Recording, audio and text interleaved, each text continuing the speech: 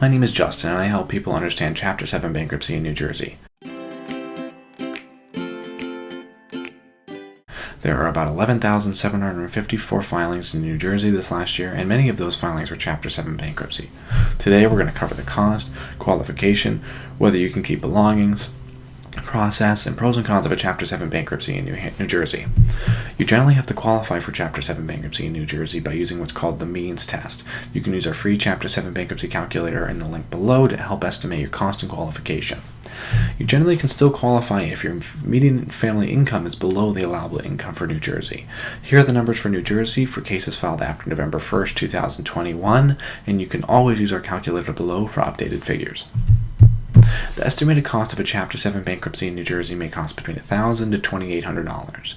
Chapter 7 bankruptcy costs in New Jersey can depend on your location, the complexity of the case, the type of bankruptcy you file, how much attorney interaction you have, and the attorney's expertise.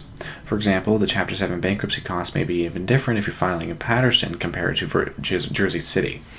Many people are concerned that they lose their home or car or valuables in New Jersey, but often people can actually protect their belongings by using the bankruptcy exemptions. You can see our article below covering New Jersey bankruptcy exemptions. The process is important to understanding filing bankruptcy. Here are some questions to consider in the process to file. First, understand the different types of bankruptcy. Most folks file a Chapter 7 and Chapter 13 bankruptcy, and it's important to understand the differences. Chapter 7 is often cheaper and provides faster debt relief, but each has its own pros and cons. Second, understand which debts will be eliminated. Most unsecured debts are eliminated in a Chapter 7. Estimate whether you'll lose any property. You can check that by looking at the bankruptcy exemptions that I'll link below. Third, estimate whether you qualify for a Chapter 7 bankruptcy. You can check that again by using the calculator below. Fifth, understand alternatives to bankruptcy. 6, understand the cost of filing a bankruptcy. 7, determine whether you need to hire a bankruptcy attorney or not. Sometimes you're able to file without, sometimes you need. It just comes down to personal preference there. 8, take a credit counseling course. 9, file bankruptcy petition and other forms. 10, a Chapter 7 bankruptcy is assigned to your bankruptcy filing. 11, attend the meeting of creditors. 12, there's a confirmation of Chapter 7 bankruptcy filing qualification. 13, take second mandatory debt education course. 14, receive your bankruptcy discharge.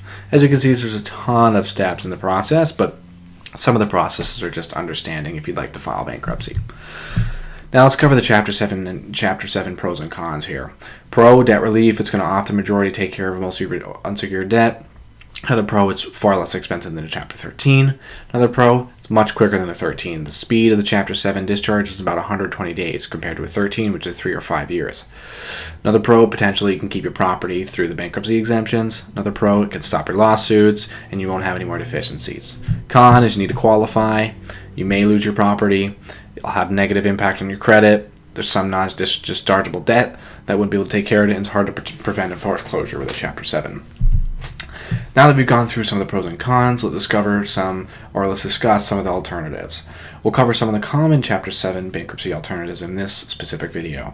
First, let's cover Chapter 13 bankruptcy. As I said before, Chapter 13 bankruptcy is a 3 or 5 year repayment plan where you restructure existing debt into a 3 or 5 year plan. Now, you would have to make a payment each month to a Chapter 13 trustee and receive a bankruptcy discharge at the end if you complete the plan. It's often much more expensive than a Chapter 7. Many people file Chapter 13 because A, they don't qualify, or B, they may lose their belongings in a Chapter 7. Now, second, let's cover debt settlement. Debt settlement is where you or a company will negotiate and settle the debts with your creditors.